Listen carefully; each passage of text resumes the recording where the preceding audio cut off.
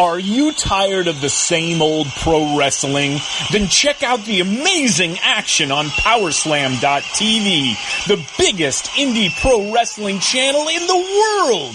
Get over 4,000 hours of the best pro wrestling events from over 110 of the biggest names in the industry from over 15 countries around the globe. Get your free trial today at Powerslam.tv. What's up, y'all? It's Jeff Cobb, and you're listening to Ricky and Clive Wrestling Show on Social Suplex Podcast Network. You're listening to the Ricky and Clive Wrestling Show. Listener discretion is advised at all times.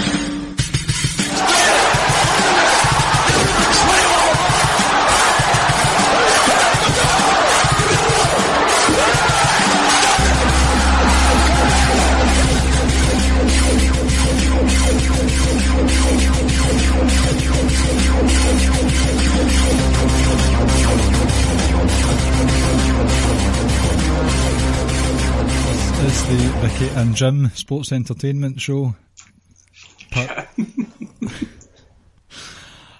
My name is Jim, and I am one half of the Scottish duo who represent the Social Suplex Podcast Network.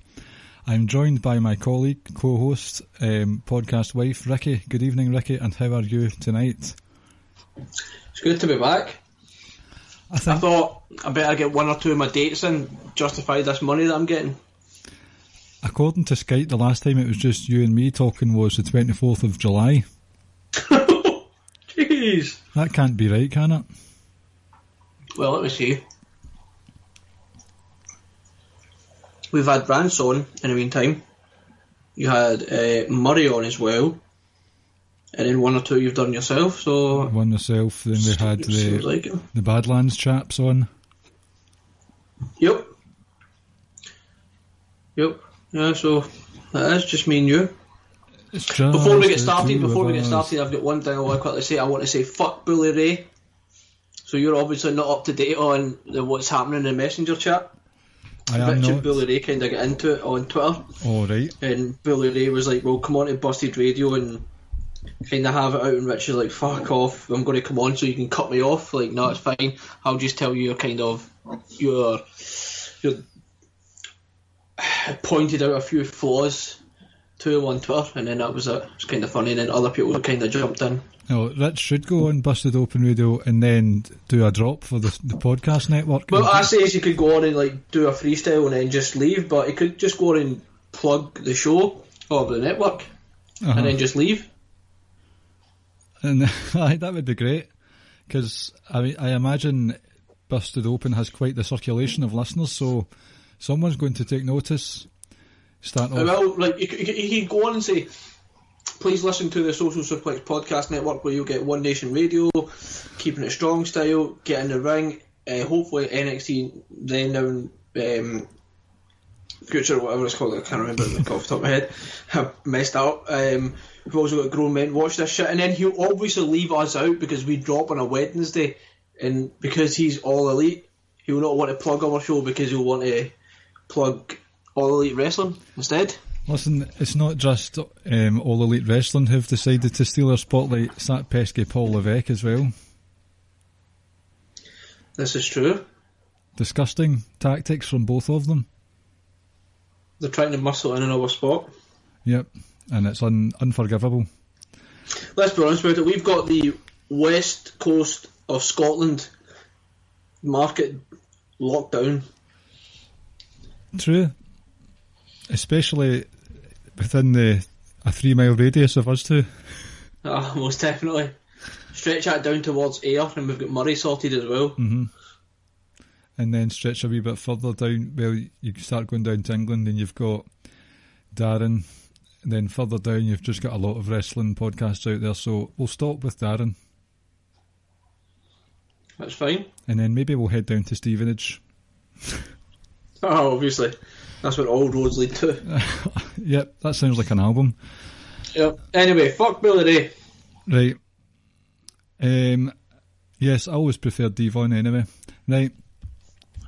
We're here for one reason tonight, and that is mainly to talk about the takeover that NXT UK had in Cardiff, not Stevenage, this weekend past there.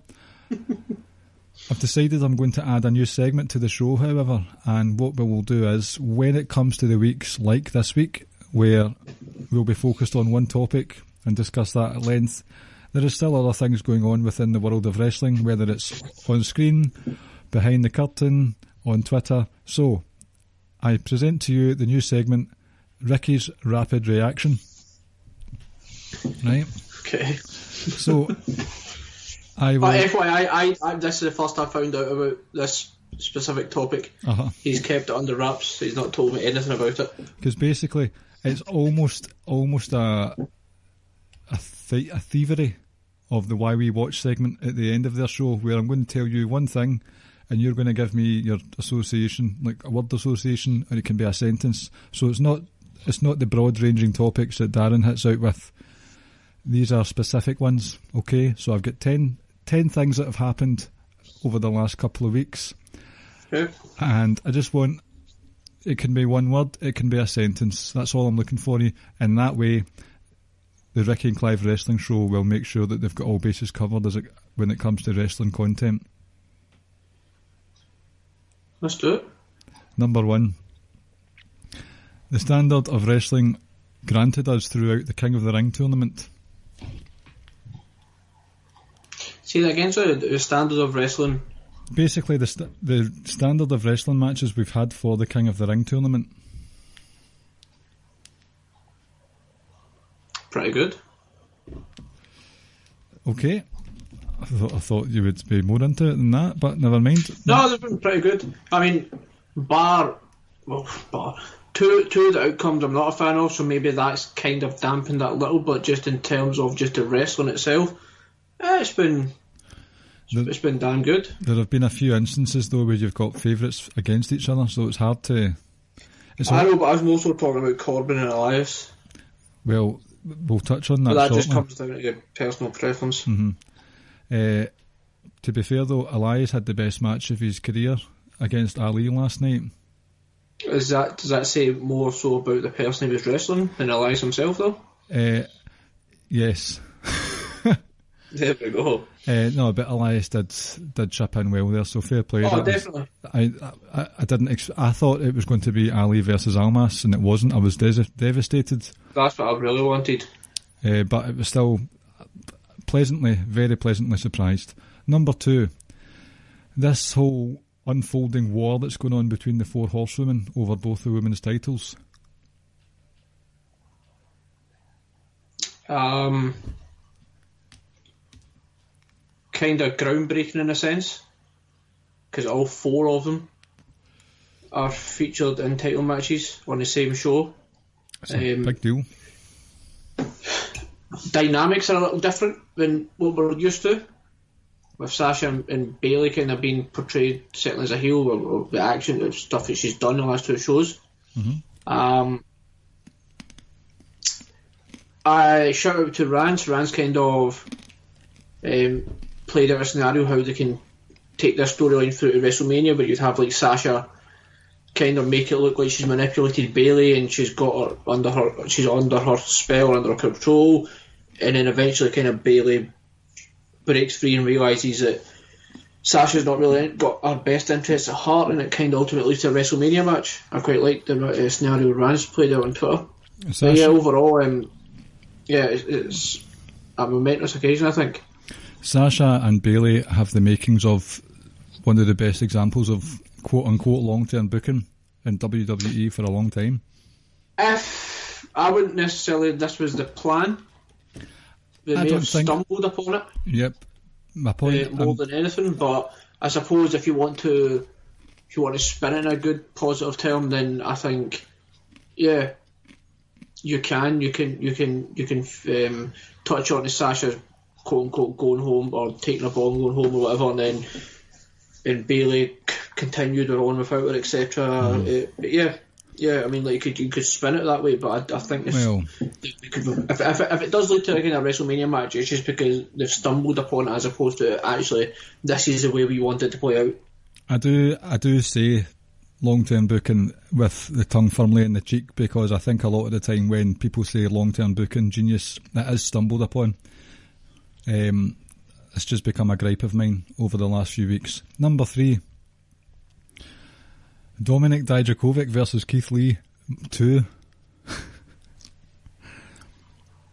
Was better than number 1.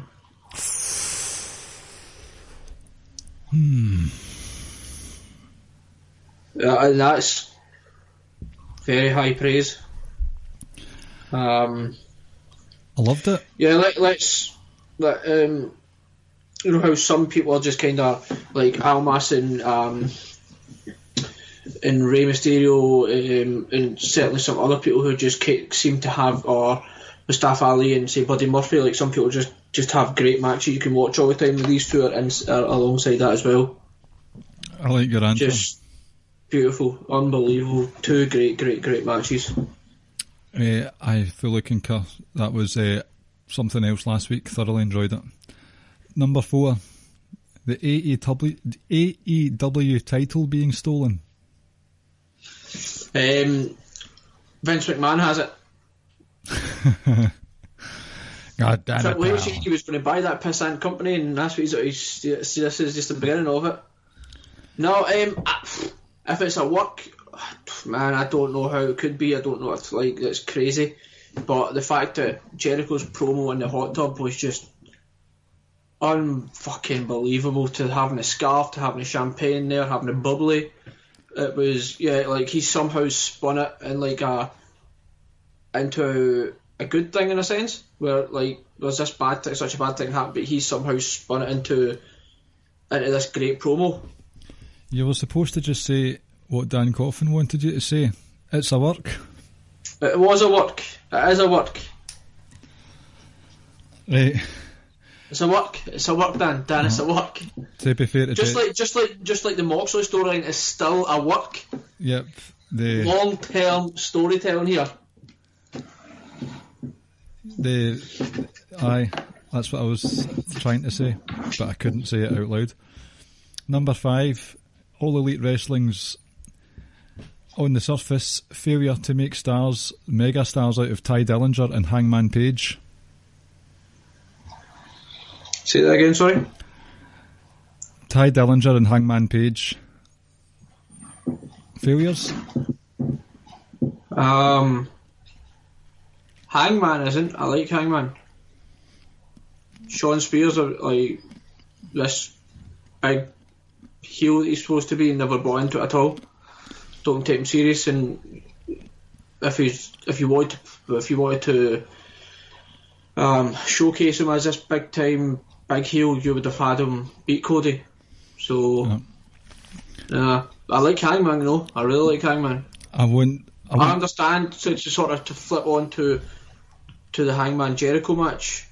I understand why they put the title on Jericho. I know a lot of people saying, well, you've got a former WWE guy, why would you do that? And people are liking it to WCW, but specifically to TNA.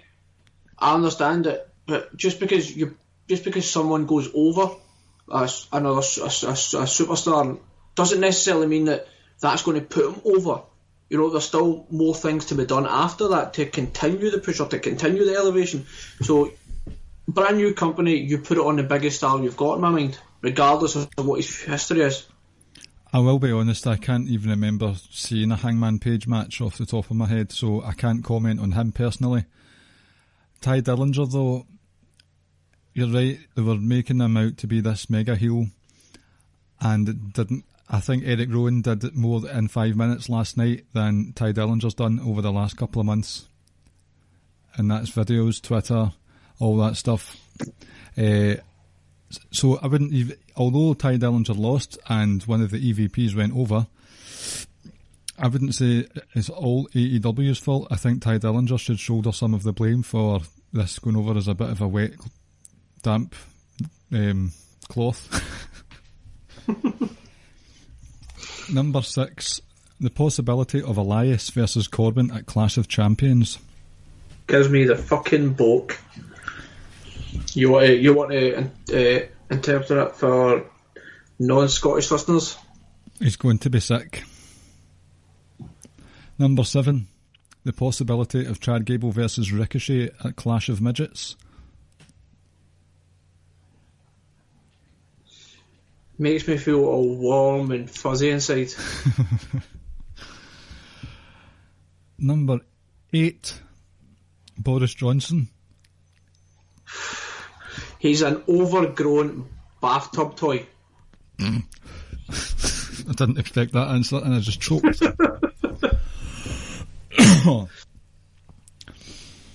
Number 9, the current battle between Sony and Marvel or Disney over the rights to Spider-Man movies. A subject close to your heart. Fuck Marvel. Fuck, what's the other one? Whatever the other one is. I don't watch any of that. I've watched 2. I watched Henry Cavill's first Superman. That was Thought it brilliant. was excellent. Brilliant. I really like him, and he's a big handsome bugger as well. And I don't know if this is Marvel or whatever, but Venom. I watched Venom. I like Venom, but that's it. I've not watched Batman. Not watched anything else. I watched Avengers. Fuck all that. And he says this with a Batman backpack behind him on the Skype camera. Which is my 5-year-old son's. Liar. Yes, that's what I use and take to work. When you climb through all the rooftops and stuff to get to work. That's it. My web. Number 10, the worst offenders on wrestling Twitter. How many do you want? How many do you want? Well, we've got all night. Right, okay, we'll get the first 2 obviously out of the way, Dave Meltzer and Alvarez, right? Next up is that Tom Collahu or whatever his name is. He's a fucking idiot as well. Bleacher Report, don't like them. Walk Culture, don't like them. Sorry guys, I know some of these are associated with Lords of Pain. Not a huge fan of some people on that. Not you, Imp. Let me see. Let me go on. I've blocked several people. Hold on, just bear with me. Shout out to You're going to Implications. regret you asked me this, by the way. I didn't expect you to. I thought you were just going to say all of them, but Nope. I will call out names. Shout out to Imp. I like him. He's absolutely hilarious. How the hell do I see who it blocked? I don't know. You've said enough. What about Brad Shepherd? Oh yeah, him as well. He's a fucking idiot as well. There's quite a few actually. I didn't actually scroll through. Ryan Satin, Sean Ross Sapp. I actually don't mind those 2 if I'm honest. JR's pretty horrible. JR is an idiot on it. Yeah. Jim Cornette. Jim Cornette is just, I find his rants funny because it's ridiculous some of the stuff he says. Joey Ryan kind of annoys me as well. I had to think who that was there. I was thinking of Joey Styles. AJ's dad. I'm going to lie, Jericho kind of annoys me. Cody Rhodes is a self-righteous little bastard. I see Jericho. Mm-hmm.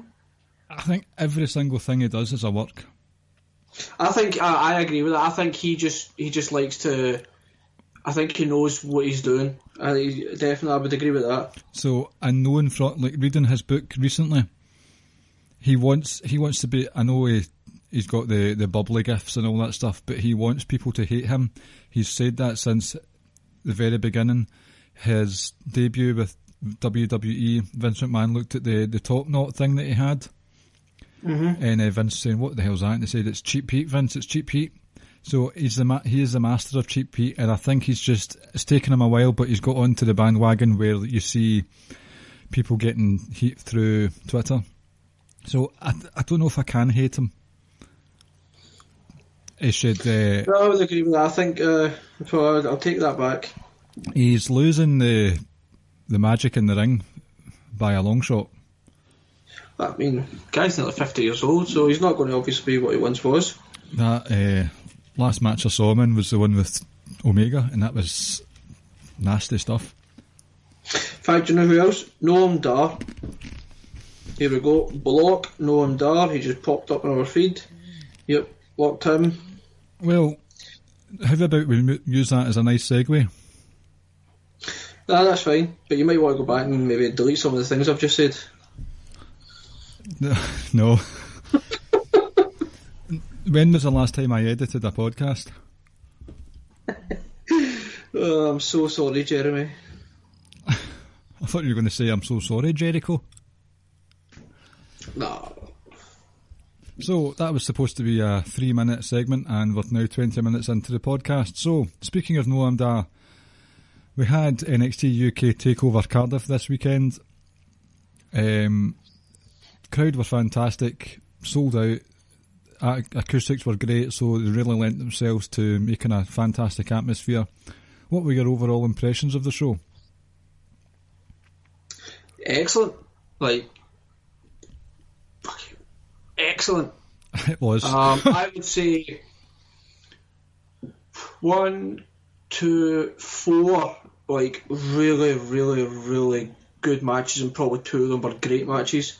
Mm-hmm. And 2 of them were just kind of they were solid kind of matches. I feel like because we are clearly very biased when it comes to our Scottish wrestlers, that we should root for Noam Dar regardless. No. But for one, he basically ignored us when we asked him to come on for an interview. He didn't basically, he flat out did. Fair enough. Everyone else has. No, not at all. Aaron Echo responded quite nicely to us. That was my fault for not getting back to him. Exactly, that was terrible. And Wolfgang had the decency to reply to us as well. I know, but then when we said more stuff, he just ignored us again. That's because I think he was then associated with NXT UK. And it was a bigger deal? Mm-hmm. Not even it was a bigger deal, maybe he wasn't allowed to do other podcasts. Aye, possibly. Maybe that's why Noam Dar and Nikki Cross didn't do it. Anyway. No, Noam Dar was at 205 when we asked him. 205 is still an official brand. Still, they've done it before. I don't know, anyway, forget it. Aye. Noam Dar and Travis Banks. I made my opinion clear on this last week. I just don't think this had, with the short build, the complete lack of credibility for Travis Banks going in, apart from a couple of wins towards the end, and Noam Dar just appearing out of nowhere saying, I'll be on this takeover regardless. This match, TV match, not even a TV main event match, this is an opener of an episode of NXT UK, and it was fine. There was no botching going on. Good work rate. I do enjoy Dar's scrappy yet very technically skilled style, and Banks is the same, but this had no place on a takeover for me. I know, I agree with everything you just said. It was an NXT episode. In saying that, the match itself, it was fine. Nothing to go back and watch again, nothing to kind of write home about. It was just fine. Solid enough. But yeah, there was no reason for this to be on at all. Especially when you look at some... I know there's always going to be some people who are going to miss out on takeover matches, whether it's the UK version or for the NXT proper. Devlin not being on it was kind of... Oh, that rankled me. You know, so, and then obviously you had Rhea Ripley and Piper Niven as well. That'll be on tonight's episode. Yep. I mean, they could have done that though if they wanted. Yeah, like I said, the match itself, it was just okay. It was fine, but it's not takeover worthy. I don't think Travis Banks is at all. Noam Dar, I think, actually is pretty decent in the ring, so I don't mind that he has a takeover match. But I'm just not a fan at all of Travis Banks. I just think Noam Dar hasn't had anything to sink his teeth into that is worthy of a takeover. And he's fine, but you're right, Jordan Devlin's exclusion from this was a tough one to take, personally. Mm-hmm. you were even thinking, right, Cesaro's coming over. And he's basically, before Saturday happened, you were thinking, right, there's going to be some sort of altercation or a segment or a match of some sort.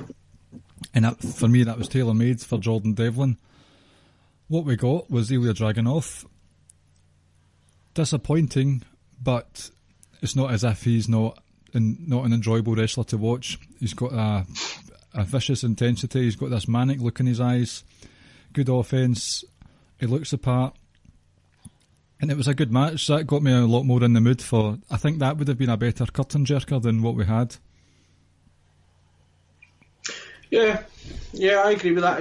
And I actually thought this would have been where Devlin answered the challenge. I was actually kind of disappointed when we found out who it was. And we wrote up like a quick wee NXT Cardiff Takeover review with Jeremy on the Social Suplex network. And what I said I was disappointed, but that was quickly, those feelings quickly went away. That we saw Dragunov in Glasgow. I can't remember if that was his debut or not. It might have been. I saw him previously versus Joe Coffey at the Square Go pay-per-view, and that was an excellent match. Yeah, that's what I mean. Like, I thought if it was the first time in NXT UK we saw him, I think it was his debut. I think it was too. And I was quite impressed then. So yeah, like I say, the feelings of being kind of disappointed went away extremely quickly. The match was quite a hard-hitting affair. I like that Dragunov was able to get a fair amount of offence in, certainly to make the match somewhat competitive. I like that, you talk about it's a star-making kind of performance, etc. Well, I think it showcased him. Whether it was a star-making one, I don't know, but it certainly showcased his ability to a wider audience. That he was able to hang in there with someone as great as Cesaro. And Cesaro coming over as well, like that would have been a treat for the people that were in the live crowd as well. Oh, definitely. It was a treat for us at home as well. It's not very often that he gets a chance to have a 20-minute match that's not a tag match. I think with Cesaro coming over, I think this is somewhat of a trend. I think you'll see, certainly in the infancy stages of NXT UK as well as the takeovers, that you'll kind of see some bigger stars coming over, whether it be from the main roster or one of the three brands. Because obviously first up in Blackpool we had Finn, now we've had Cesaro. I'd kind of expect this trend to continue for a little bit until NXT UK really starts to prosper and really starts to take off. When they can rely on those also rans a bit more. Yep, they're more homegrown guys. If there's one thing I want from Cesaro going forward, there was a moment in the match where he sprinted down the way, like Dragunov was sitting on his bum and Cesaro did the uppercut down the way. That should be his finisher. That was brutal. Oh, it was. No, it was. Several moments of that match were kind of brutal. Sorry, we're having some technical difficulties here. No, so like I said, it was that the moment this match kind of was concluding, or certainly when it finished. Like that for me, this was the start of Takeover. Yes. Like this is where I was like, right now, I'm now it's all these matches now that I'm interested in. I have like a rooting interest kind of in for. So we kind of get the first one. The first one, like I say, meant nothing to me, but this is when really Takeover started, and this is where I was like, right, now I need to focus and properly pay attention and enjoy it. It was there was a couple of spells in the match. One of the best things about, for me, a match where you think it's a foregone conclusion, but throughout the match you start to believe otherwise. I think they're the makings of a really good match, and there were a few instances in this one where I thought, hold on a minute, Dragunov's going to win this one.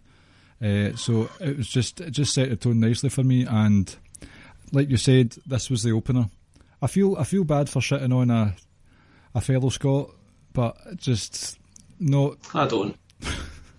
Technically, we shit on fellow Scots daily. We do.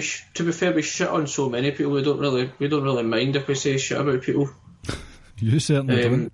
I certainly don't. It doesn't bother me at all what people think. But anyway, and I know I shat on some people earlier on. So be it. But one of those people are not Sir Sam, who we'll obviously be having on soon as well for our semi-final up against Joshua. Are you excluding him from the rest of the LOP chaps? Oh, definitely. He's a good guy. He's a very good friend of the show. Good. Well remembered and well saved. That could have been ugly. No, not at all. Sam knows he's a good friend of the show.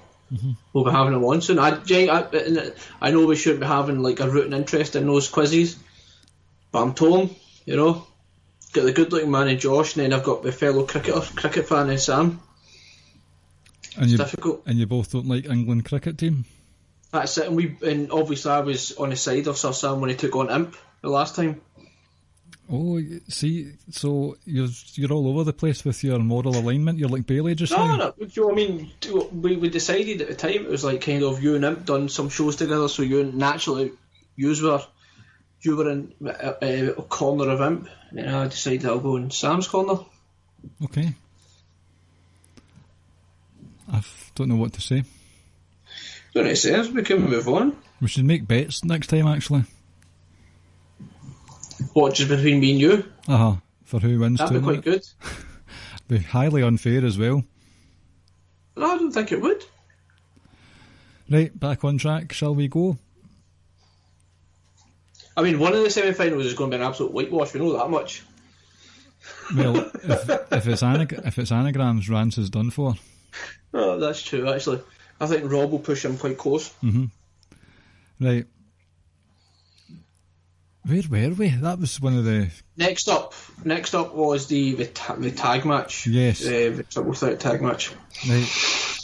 And so what I'll do is, we've got some questions as well, so...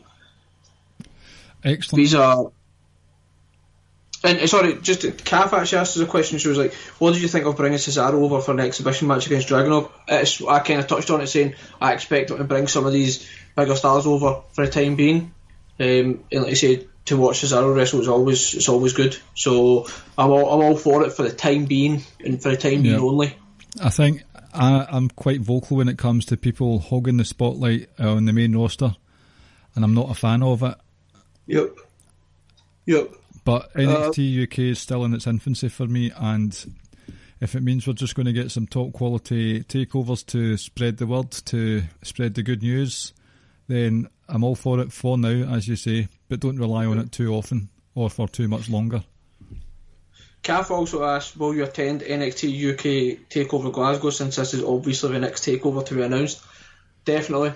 If they ever bring a takeover to Glasgow, we'll be there. There's no doubt about that.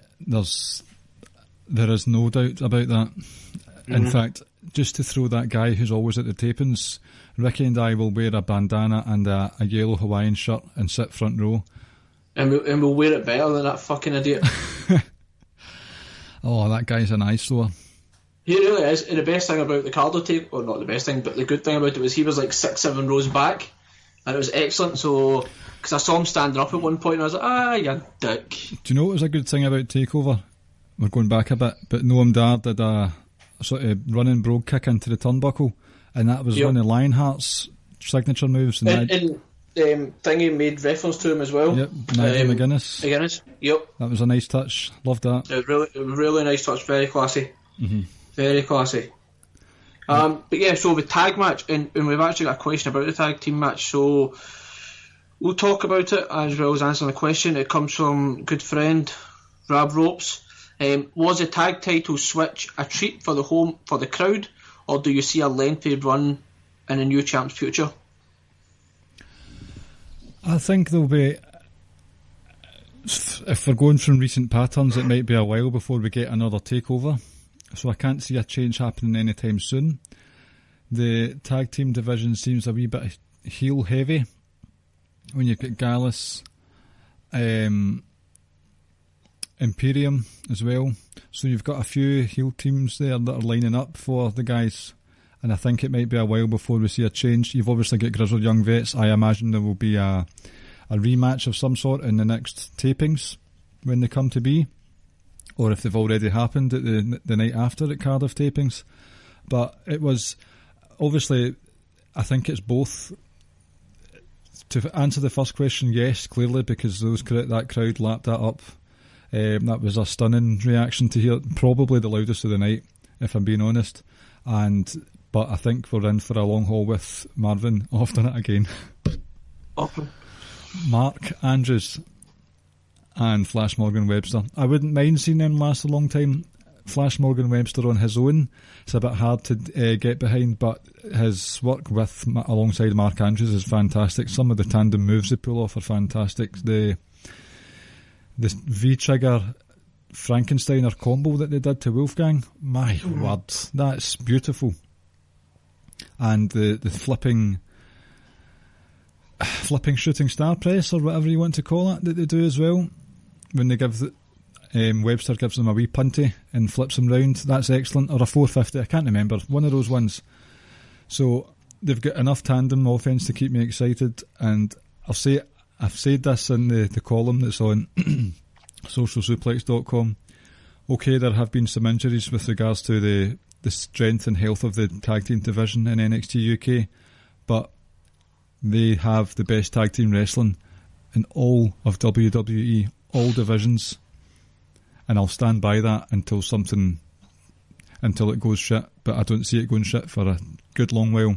Grizzled Young Veterans were, even in defeat, they were genius yet again. And I said on Twitter the other day, I did a wee thread that before the tournament even started for the Blackpool takeover, the Grizzled Young Vets were saying, we are the standard bearers. They're basically like an English version of the Revival, saying we are what tag team wrestling's all about, and they showed that. There's a bit more flash, there's more flips, not just fists with Grizzled Young Vets, because James Drake's quite an agile individual, and they've not had many full-blown defences of the title, but we saw one live against Kenny Williams and Noam Dar, which was amazing. You had a rematch with Moustache Mountain, one or two more I think, and each time the matches have just been fantastic. The tactics that they employ to divide and conquer are some of the best I've ever seen in tag team wrestling. And they did it again and again and again this night. And I just feel as if the inclusion of the Gallus team, or Mark Andrews and Morgan Webster, what's his face? Gibson still had that mentality of, right, we still need to divide and conquer, and he was trying to take on too much. So he stuck within his MO, but it was his undoing, and just genius storytelling. Really, really enjoyed it. Obviously, as well, it was just crazy non-stop action throughout, but that underlying thing with James Drake and Gibson struggling to cope with it all was fantastic. Loved it. I don't know if I preferred it to the Moustache Mountain match at Blackpool TakeOver, but if not, it's certainly in like my top 2 tag team matches of this year. Sorry, I went on a bit there, but I really enjoyed that match. No, it's alright.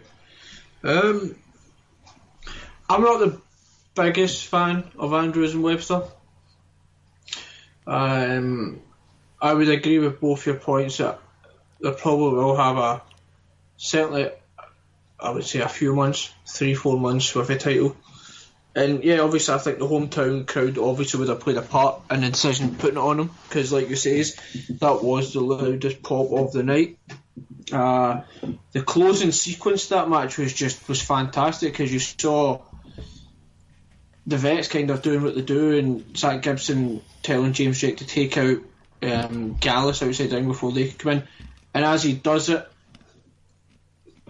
he's out of the ring, and then obviously Zach Gibson is left with a 2-on-1, but he thought he was going to get the win, but he couldn't. The entire match itself was pretty perfectly played out. Yeah.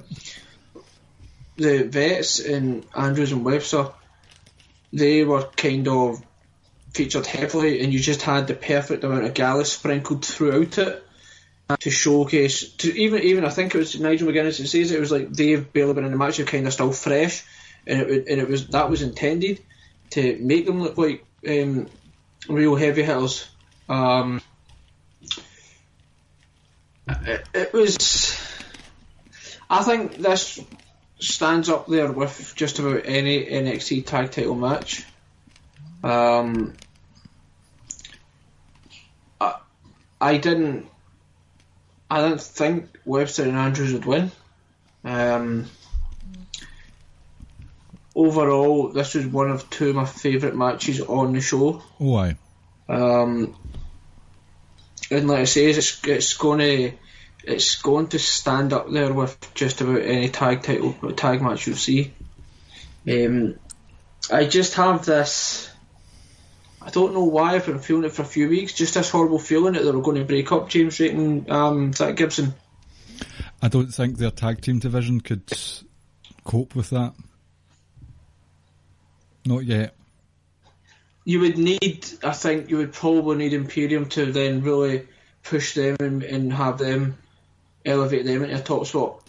And Marcel Bartel and Fabian Eichner they're a fantastic tag team as well.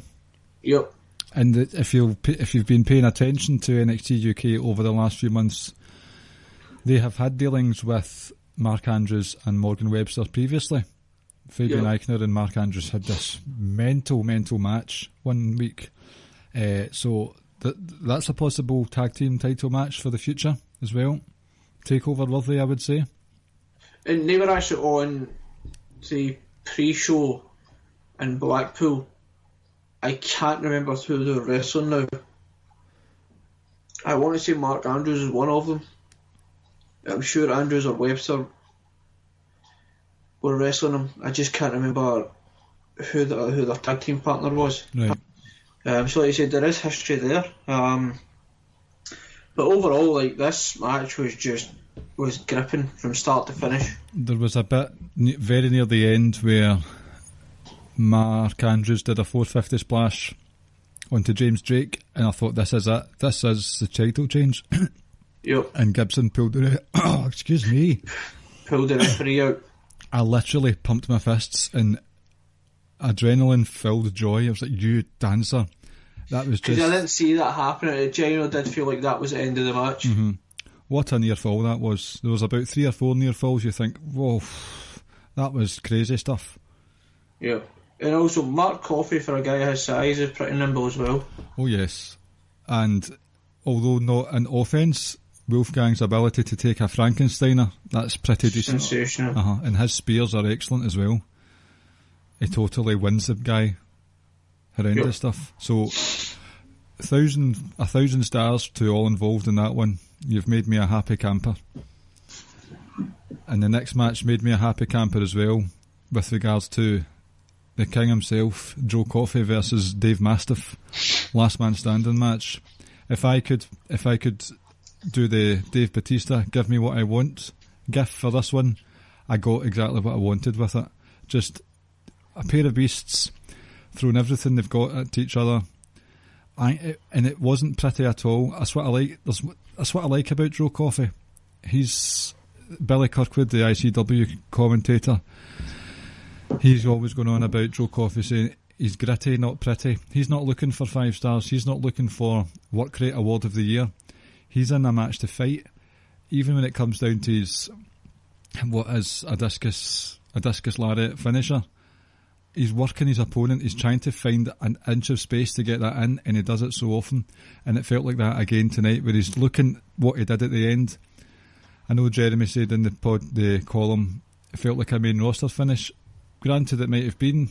It felt a bit, because the crowd kind of lost the oomph when that happened, when Joe Coffey kicked the trunk away from Mastiff. But that's what Joe Coffey does to win matches. He's a tactician as well as a bruiser, and I really enjoyed that. And the stuff in between it was just chaos. The turnbuckle collapsing, having to take things outside, cricket backs to the back of the head, snooker cues snapping over people, Dave Mastiff charging at Joe Coffey at the start of the match. By the way, Joe Coffey had a chain in his hand at the same time. Just, it was like, remember the Power Rangers programme years ago, and they all turned into the big massive Power Ranger machine that looked like a shite transformer, just charging at each other with the big monster at full speed. That's what it was like. Excellent stuff. So Murray actually asked us a question. Right. Are you surprised that Joe Coffey beat Dave Mastiff? No, I'm not. Are you? No, not in the slightest. I think they know what they've got in Joe Coffey, and I think they like what they've got in Joe Coffey. Yep. And I know a lot of people outside of the UK, or certainly outside different parts of the UK, may not get it when it comes to Joe Coffey. I don't know if it is bias. It probably is. It's possible. But I feel like people from up here get it. We know what we've got with him. Because we relate to him, because we know of him. We kind of like... We're kind of the same kind of people. He's just not that dissimilar from us. He's just an average... Not average, just like your normal guy you would get from Glasgow, who just happens to be like this really good wrestler, I think. Mm-hmm. Just to touch on the finish, I actually loved the finish. Yep. It wasn't a massive... It wasn't like a huge thing that happened. It was just that had to be done. That was the only way to separate these two. That's it. It was the brute force and the cricket bats and the steel chairs. None of this was enough. Going through the table, none of it was enough. It just took someone to put aside the brutality and the chaos factor and just say, right, I can't beat you by ripping your head off, so I'll just outsmart you. Yep. I thought the finish was excellent. A last man standing match shouldn't be pretty. No. There's nothing quite like watching two heavyweights, whether it's in wrestling, boxing, MMA or whatever, two heavyweights standing there and just saying, I'll throw a haymaker, then you throw one, and we'll just see who's the last one standing. You can be all about like the beautiful wrestling or like the great, the truly great, skillful boxing artist. You can be an MMA purist, but see, at the end of the day, we all just love watching two guys just trade punches. Mm-hmm. Nothing quite matches that, and this is what it was like from the very first moment. He says the last man standing match, it shouldn't start in the ring. It started outside the ring. He says Joe Coffey had the chain. The spot with the two chairs, I thought was fucking excellent. Oh yes, especially with the camera work. Like that was just two guys ran into each other and just tried to blow each other up. Mastiff offered the chair to him as well. Exactly, I loved that. Just come on, let's go. Oh, just fantastic. Yeah, like you say, it wasn't for the purist, but these matches never are. Mm-hmm. It's supposed to be a fight. I absolutely loved it. It lived up to my expectations and exactly what I want from a last man standing match. Just barbarity. Yep. But like I say, it's just that little bit at the end. Coffey has his smarts and was quite cute in the way he went about getting the win. Mm-hmm. I don't think it damages Mastiff at all that he took the L for this one. No. He's been booked very, very strongly since he came to NXT UK. Second takeover in a row. Not many mid-carders can say that. I know there's only been two, but as I say, not many can say that. He's one of the few to have featured on both. Mm-hmm. So, again, I think they know what they've got with Mastiff. I can't see him being a huge main event star, but he's just got this presence about him. I was saying to you on the WhatsApp, even down to the camera shaking, the hard cam shaking when he bounds into the ring during his entrance, pulls out his beard, just everything, the whole presentation. They know that they've just got this super heavyweight who's going to bruise you up and down the place, and it's something that fans want to see, because both matches, the no holds barred or whatever it was that they had with Eddie Dennis at Blackpool, equally excellent match. So I don't think it will harm Mastiff at all. I don't think it will either. I think, and we both hate it, that we need to make the loser look strong, but they protected him, I felt, with that finish. Because if Coffey just beats him down and actually manhandles him or overpowers him, then that little bit of the aura, the monster kind of aura that he's got, goes away a little, but this time he was just trying to get up and he was just slightly outsmarted. So I felt the finish did protect him very well. It's not so much it's the finish making the loser look strong after the fact that I'm not a big fan of. I just think that's pointless because they're not that strong if they can't win. You've lost a match. Yeah, if it's during the match or if it's an interesting way to win. Now look at what Chad Gable did with Almas last night. He did a crazy flip over of Almas's arms to pin him back over. That was unforeseen. I've never seen that before. So it's these things. If the finish is clever, then they will look strong. So hats off to both. Again, I think both came out looking strong. Coffee with a nice W to add to his tally from NXT UK overall. So these two might be a spoiler for you, but these two it was like a double tap. I'm a big fan of double taps when it comes to albums. I think it's a theme that doesn't get talked about a lot, where you've just got two things in a row, whether it's songs or episodes of a TV show or matches in a wrestling pay-per-view. When you've got two matches in a row that are just shit hot, you remember them more. Yep. Definitely. So the next match was, and I'd been telling folk for months now, it kind of came more in my belief when Kaylee Ray lost the ICW women's title a month or two ago. I thought, hold on a minute, why is someone who's like the face of the women's division for ICW losing that title? I thought she's going to win this Toni Storm match, and she did. She won it.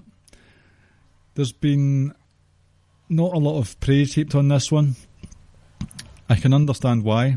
It wasn't a blow-away match that I know both women are capable of.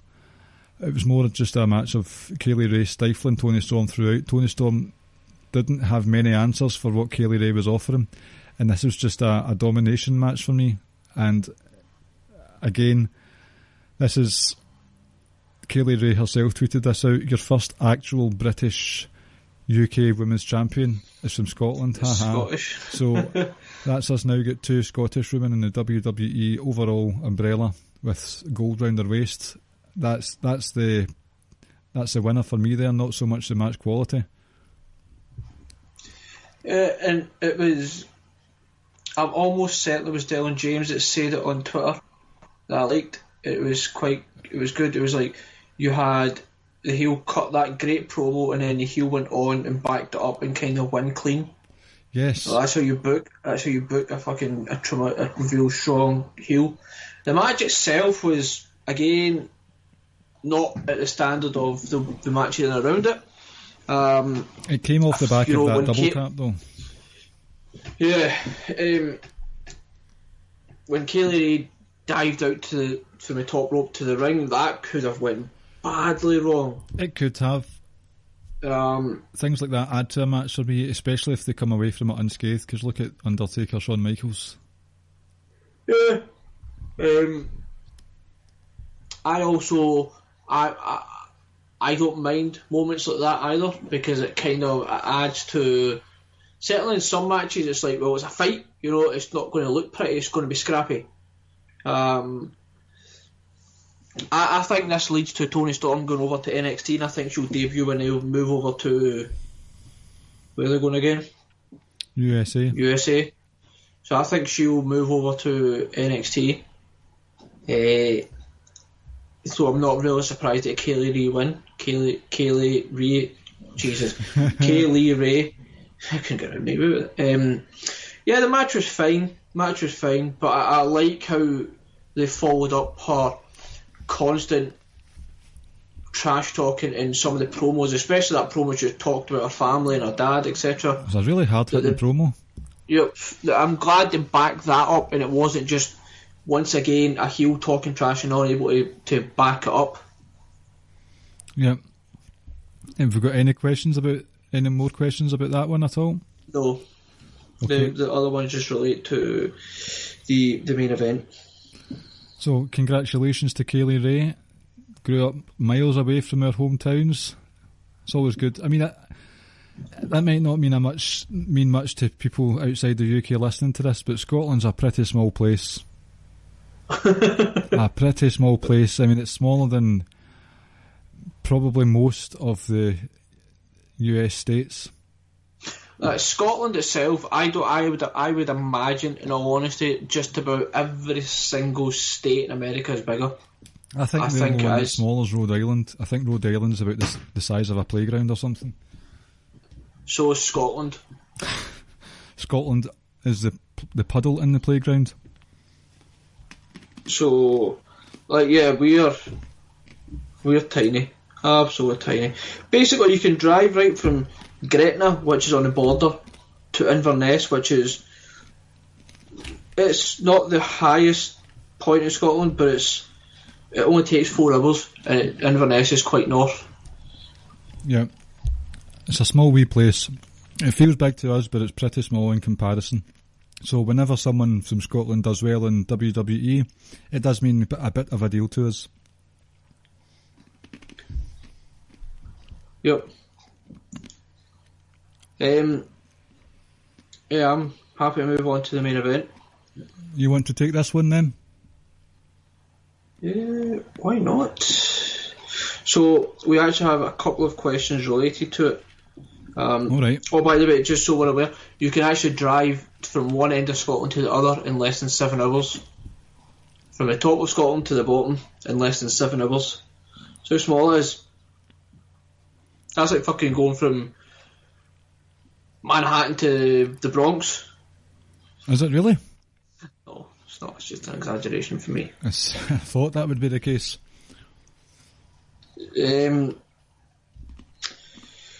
So, main event. We actually have 2 questions, like I says. So the first question first one comes from Murray. Murray asks, who do you see beating Walter for the belt, and why should it be Drew McIntyre? First of all, it's not going to be Drew. And Rich kind of asked the same general question: which year during the next decade should Walter lose the title? Is it after 2025? So I'll rephrase that. We're basically both asking who is Walter going to drop the title to?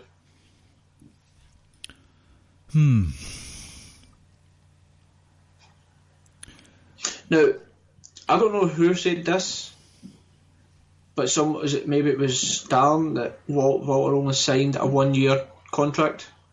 Right. And if that's true, then he only has about 3 or 4 months left. I mean, it's possible that somewhere down the line he could lose the title without being pinned if it's some sort of triple threat or fatal 4-way. If he is leaving, then I also wouldn't be surprised if Wolf beats him for it. You had said that before, had you not? Yep. But let's say that's not the route. Let's say his contract's not ending. Who's going to beat him? As of right now, is there anyone credible enough? See, that's a hard question because the guys that they've got are really good. But, I mean, you get instances where wrestlers take a couple of shots to beat someone, so it could be Tyler Bate again. And Tyler Bate put in a shift and a half, and although he didn't win at the end, there was a moment where he kicked out the powerbomb at 1. You thought, I wasn't a fan of that when he kicked out the powerbomb pin, especially with what ended up going on anyway. He just lost about a minute later. I thought, what was the point in that? I understand why they've done it. I hated it, but in all seriousness, who should beat him? If people are just going to say I'm biased, Joe Coffey. Stuff it, Joe Coffey. Give it to him. And because you don't have necessarily you have to beat him clean. Gallus could get involved. Yeah. That is my legit serious answer. But yeah, talking about the actual match itself,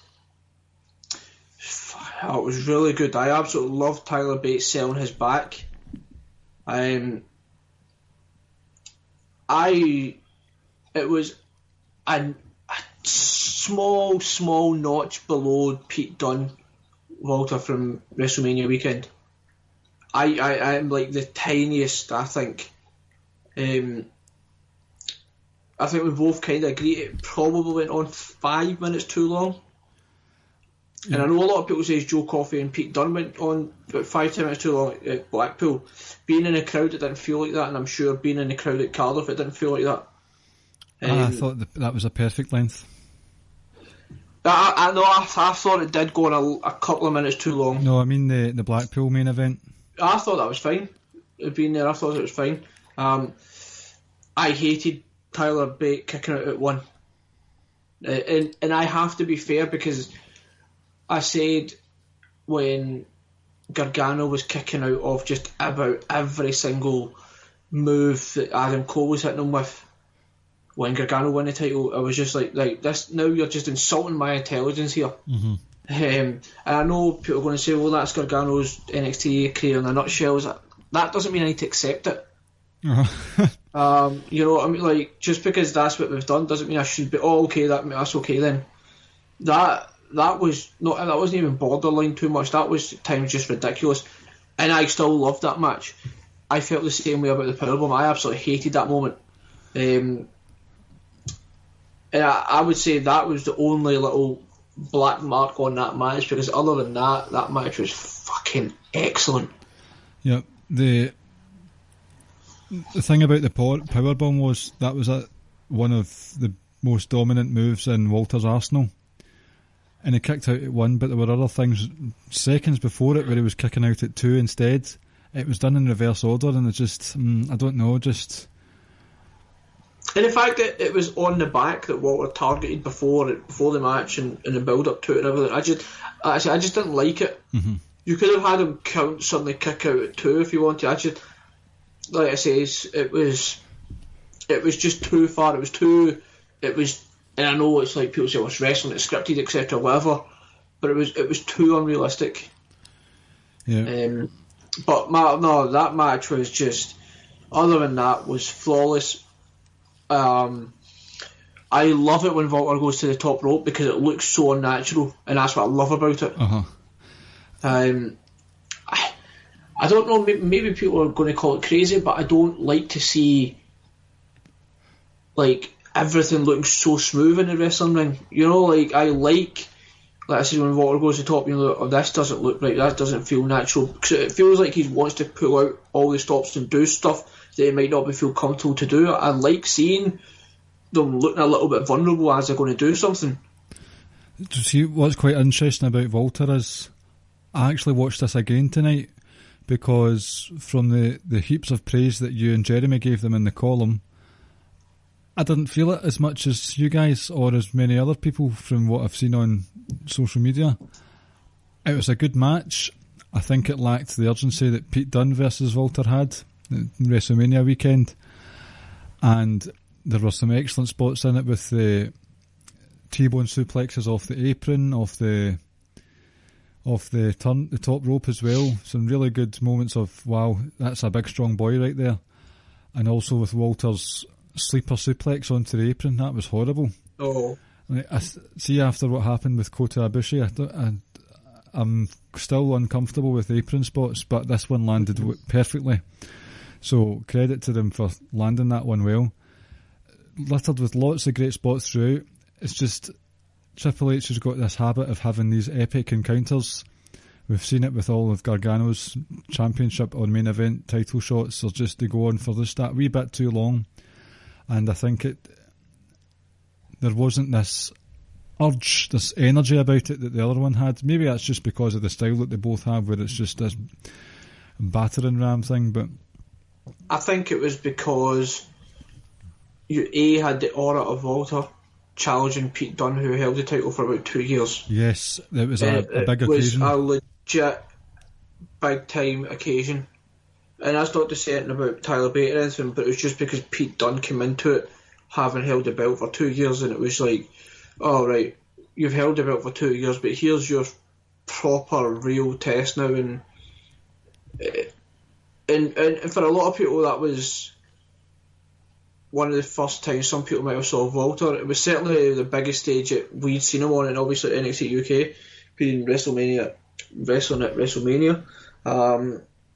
Yeah, I think the occasion, everything building up to that match added to that spectacle. So that's one of the reasons why it just gets ahead for you. Yeah, and the fact that I just felt the in-ring work was just a little, just marginally a little bit better. And like I says, that powerbomb spot just it annoyed me. Mm-hmm. Not annoyed me in the sense that I would never go back and watch a match. Sure, I'd watch that match all the time. Mm-hmm. I thought I watched it again on the coming home from football on Monday on the train. So, great match, absolutely unbelievable match, unbelievable. It was a great way to end the pay-per-view. It was great. It just so happens to be like my third favourite out of the 6 matches. So I feel I just much preferred the 2 middle ones. What I like about Walter is he's not one for pinning people that often. He does a lot of submission moves, to be fair, so he does try and make his opponent tap out, but he doesn't. He seems a lot more content than just inflicting punishment and pain. Whether they're stretching them over the turnbuckle or stretching them with a sickeningly deep Boston Crab, you're right, there's something unnatural about him, and I was surprised that he's only 6'4", he looks about 6'10", high and wide. It's just a big beast. His very minimalist attire helps that as well. Big massive. That big long trench coat adds to his intimidation factor. His massive ham hock arms. He chops not just the chest, but he chops arms, backs. He'll chop whatever's in front of him, and he seems content in just killing his opponents. And he's not in a rush to win the match, if that makes sense. Mm-hmm. So you get this sense that that gives his matches a grueling feel, because they're just, what the hell is he going to do next to batter his opponent? So I enjoy how tired you feel after watching his matches, if that makes sense. Mm-hmm. As to who's going to beat him, I'm not sure. Looking at the roster right now, it is hard to predict. But fake it, let's just go for Joe Coffey. That's my genuine answer. Fine. It's not going to be, and I know Murray was kind of tongue-in-cheek, but probably wasn't at the same time. It's not going to be someone like Drew McIntyre. We're not going to bring someone in like that, because Drew's obviously not going to be in NXT UK full-time. He might just come wrestle the odd match like Cesaro done, because obviously Triple H made reference to hopefully getting Drew McIntyre over for a match. So, unless someone like Cesaro does come over and wrestles in NXT UK full time, but something like that's not going to happen either. Do you know what's quite annoying? As far as I'm aware, Matt Riddle and Shayna Baszler and all that came over when they were in Plymouth, and Matt Riddle and Walter had a match, but the tapings have been and gone. We're not going to see this Matt Riddle-Walter match. I know it's on the internet somewhere, but you want it in a nice polished WWE ring. Yep.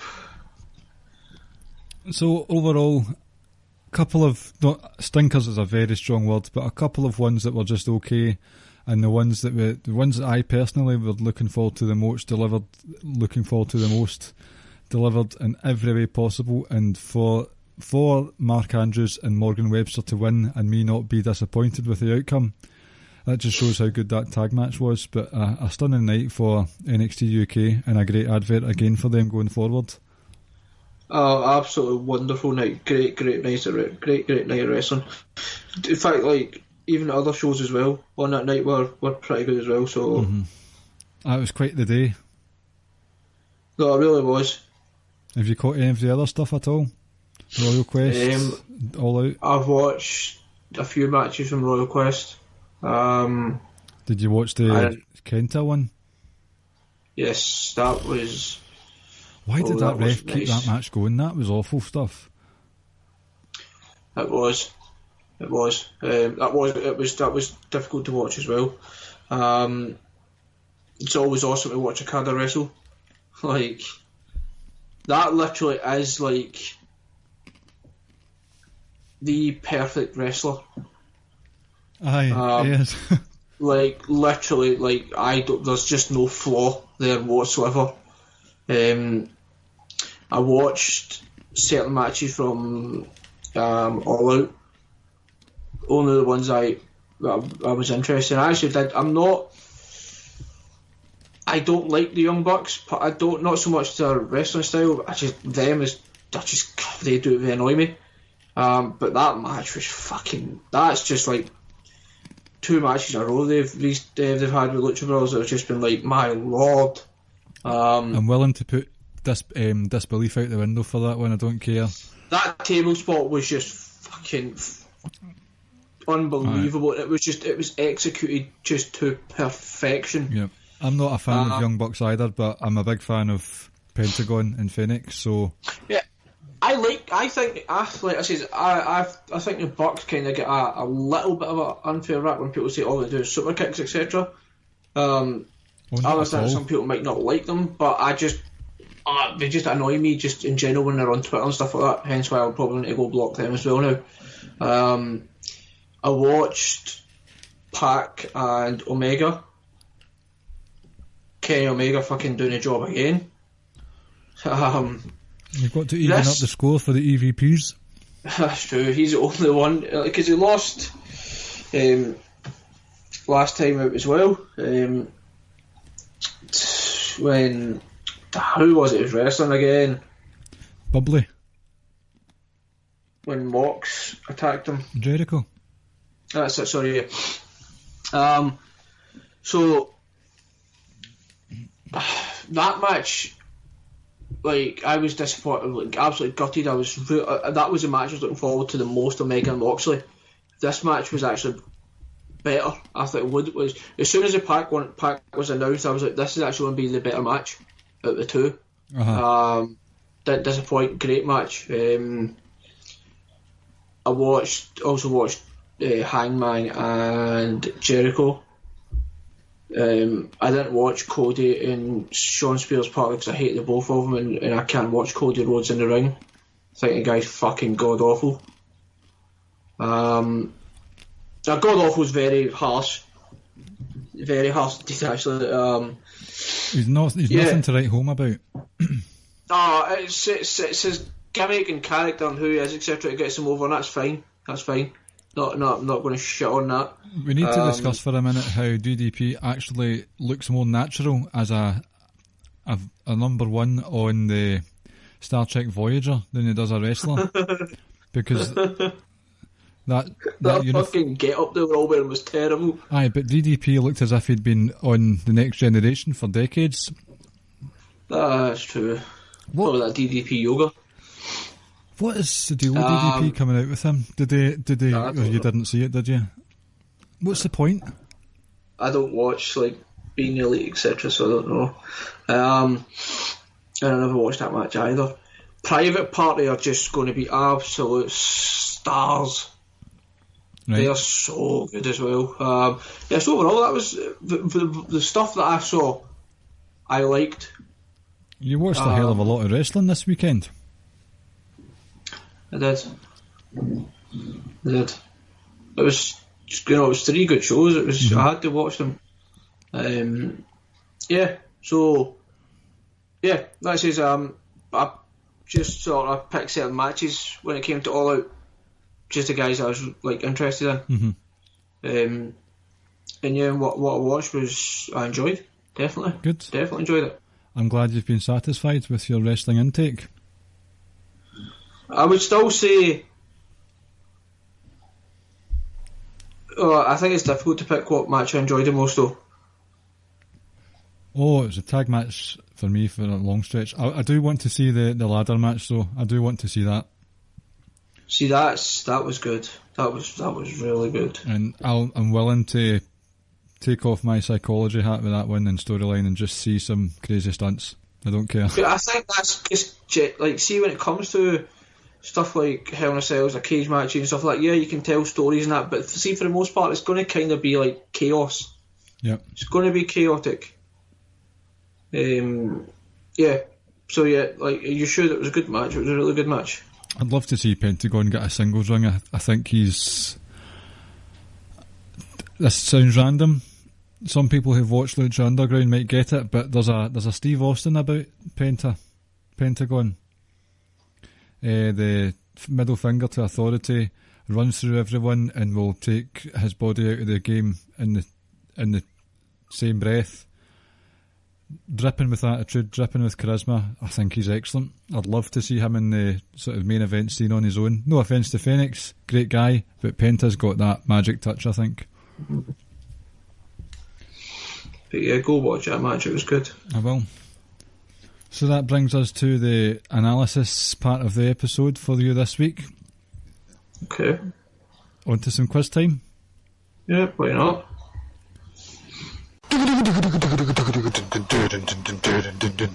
It's fucking quiz time with Ricky and Clive and friends. A fucking WWE quiz. Now, just like the start of the show, this is a new version, a new quiz for you. Okay. Now, bear with me as I give you the rules, okay? What we're going to do is, I'm going to name a wrestler. Or you can go first, so it's not rigged in any way. You can go first. And whether that person... So, we'll take that person's surname. I have got to pick a person that has a surname with less letters in their surname. And then you've got to come back with a wrestler who has more letters in their surname, and back and forth and back and forth, and whoever stumbles or hesitates or says something wrong, they lose a point. Right, okay. If you say one person's name, if you say a wrestler who's just got one name, consider that their surname. Right. Are you following me? Yeah, so I can just pick any wrestler? You can pick a wrestler and you can say whether I should go higher or lower, and then you have to do the opposite. And we'll say, how about first person to lose 3 points or 5 points? 3 points. That's fine. Sounds good. Right. Convoluted, okay. But there you go. Right, so I will go with Pac. And where have I to go? Oh, lower, obviously. You fanny. No, right, I'll do it properly. Right, no, so we'll go... we'll Joe Coffey. So 6.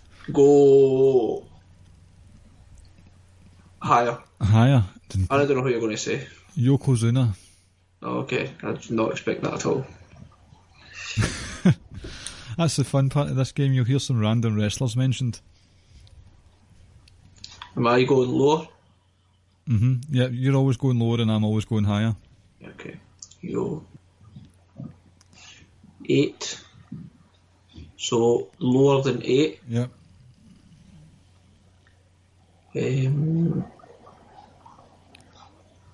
Dave Mastiff. M-A-S-T-I-F-F 7. 7. I have to go higher. Come on, referee.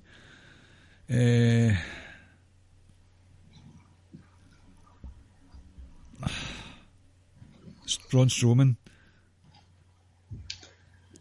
Is that 8 again?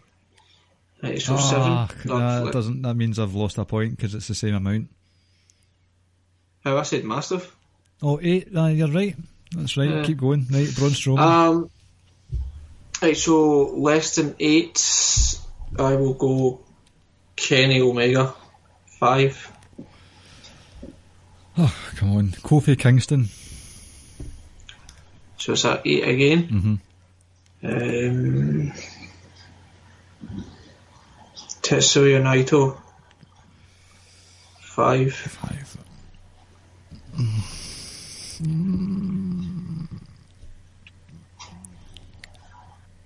Steve Austin. 6.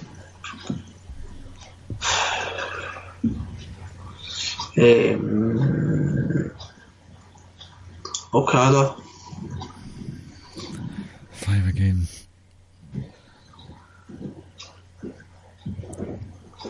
Prince Albert. 6. There's going to be some hesitation soon, surely. I know. 6. Trying to get to 5. We will go with... Oh my lord. It's just going. blank. Randy Orton. And I have to go higher. Undertaker. Sullivan. Right, this is my chance now. Right. I need to see if I can how to spell this guy's name. So bear with me, right? You've got 10 seconds. Well, you kind of need to wait for my app to load up. 6. Right, wait. Here Just spell it out. Right, 10 seconds starting now. 7. Right, count me down.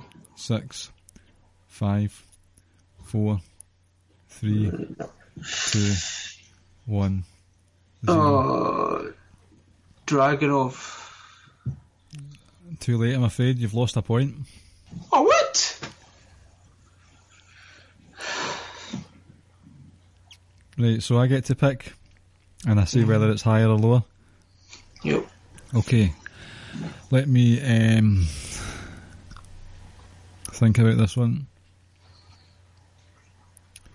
Hiroshi Tanahashi. And you have to go higher.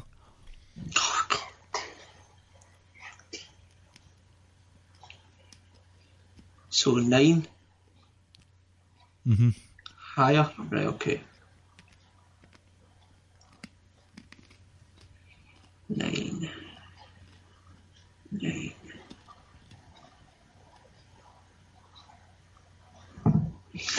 9 miles.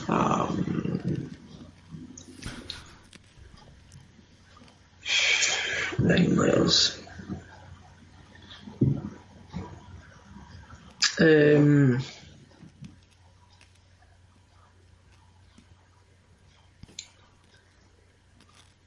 10, 9, 8, 7, 6, 5, 4, 3, 2, 1, 0.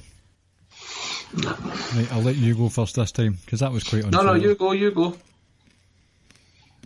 I could just say Hiromu Takahashi this time then, but I won't. Alright, fine. I'll go. You go. We will go with Dijakovic. Keith Lee. If I have to go higher or lower, sorry.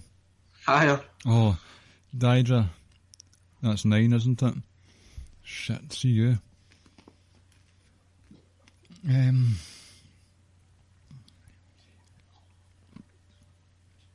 Would you count Stephanie McMahon Helmsley? No. It's worth a try.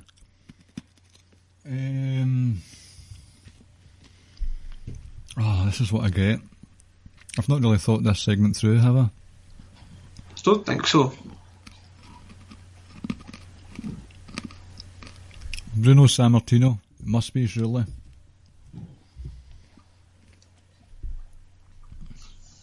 Right, so am I going lower?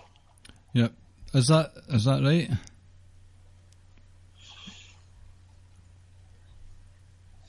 SAMMA. I think it is. That's I think 10. It's 10 or 11 now. That was 10.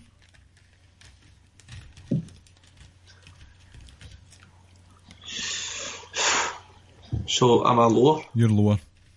You're a lower, as Aaliyah would say.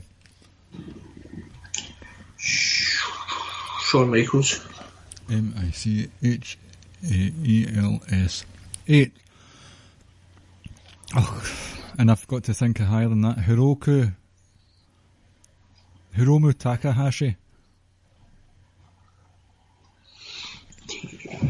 That's 9. Right. Seth Rollins.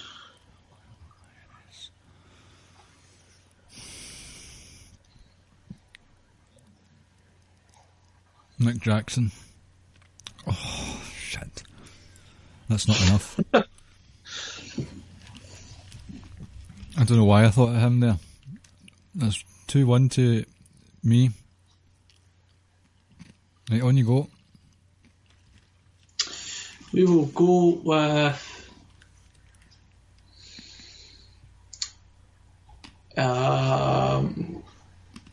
Kurt Angle. You have to go lower. Edge. Christian. Rhino. Team Wreck all the way.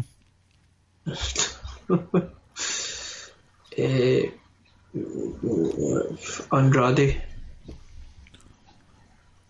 Ali.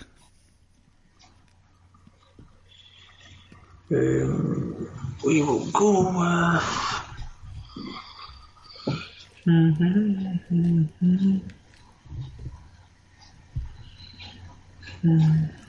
Charlotte Flair. FLAIR. Oh, sugar. Jazz.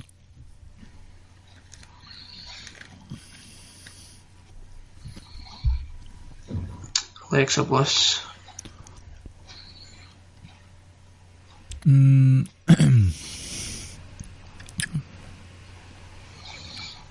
Hangman Page.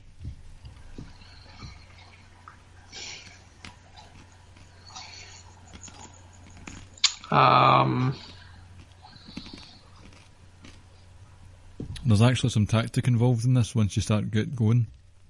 I know. So I'm trying to get it. You're trying to get as low as possible, stay as low as possible.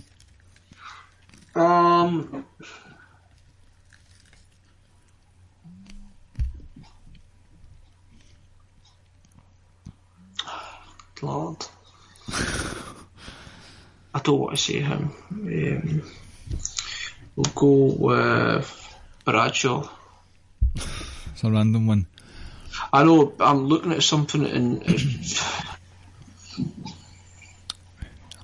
Farouk.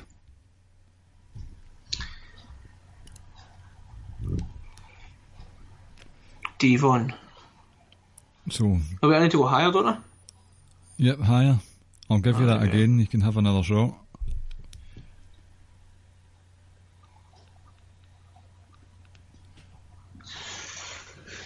What's the bit? This game is dragging out a bit.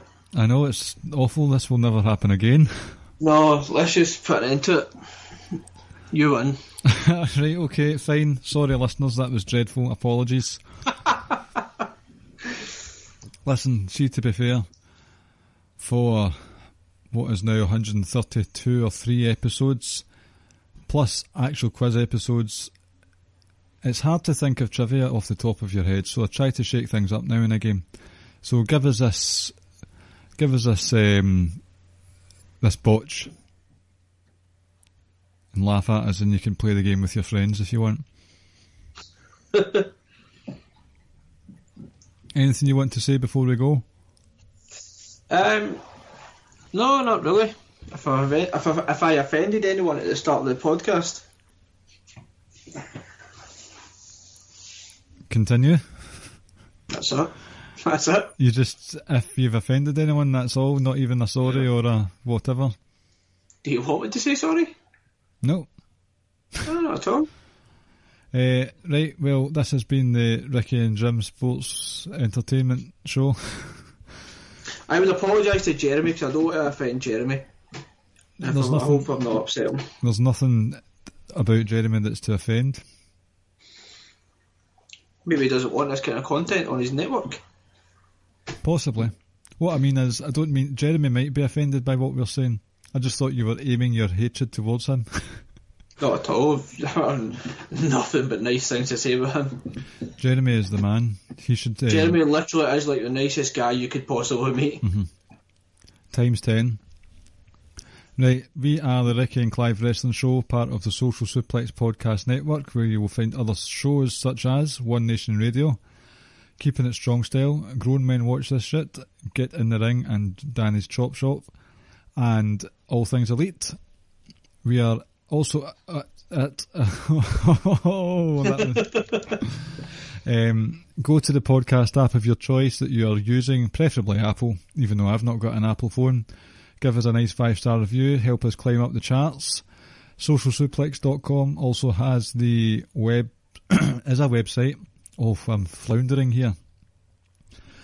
Socialsuplex.com has the columns as well as the podcasts. The columns check out the NXT one that we did this week. Check out the All Elite Wrestling one that's also out as well. And you can get them sent directly to your email inbox by pressing the subscribe button. Social Suplex has a Pro Wrestling Tees page. If you go to that website, prowrestlingtees.net, look for a nice Social Suplex T-shirt to wear for your first date with a lady or man of your desires, because they'll say, oh wow, I want to have a second date with you if you're wearing such fantastic attire. And on that second date, can we please go back to your house and watch some independent wrestling? And you can say, yes, why, no problem, because I have used the Social Suplex promo code to get over 4,000 hours of independent wrestling from around the world for free for a month.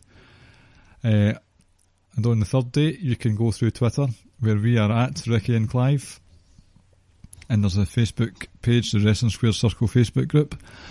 I've hardly been on Twitter this week. I will admit I've had an unhealthy obsession with the Yu-Gi-Oh card game on my phone, so nothing else has mattered really. Like, it's been quite bad, to be honest with you. I might pop in to say hello about 205 Live now and again and to plug the show, but as far as wrestling conversation online, it's not happening for me for a wee while, ladies and gentlemen. It's good. Sometimes you all need a detox from social media. It's been great. See, the Thursday and Friday, I didn't have a clue what was going on in the world. No, it's refreshing. And after today, you will want to see how many followers stop following us on Twitter as well. That's assuming that they'd listen to the show. That's true. Why wouldn't you listen to us? We're a great laugh. They might want to continue listening because I've not got a joke for you this week. Fantastic. What a way to end the show. Aye. Thanks for being my friend tonight then. If only you could see his face right now, he's genuinely gutted he doesn't have a joke. No, I'm just gutted that you're being a dick about it. Oh, I mean, I'm not a fan of the jokes. I only know one person that likes your jokes. My wife doesn't even like my jokes. Shout out to Rob. Yep, Rob loves the jokes as well. That's another good guy. Mm-hmm. Right, we better hurry up and wrap it up before I think of a joke. It's up to me because I've got the recording gear, isn't it? Yep. Right, Clash of Champions preview next week. We'll speak to you then. Thank you for listening. Good night or good afternoon, wherever you've been listening to us. Take care, folks. Thank you for listening to the Ricky and Clive Wrestling Podcast. We'll see you next time.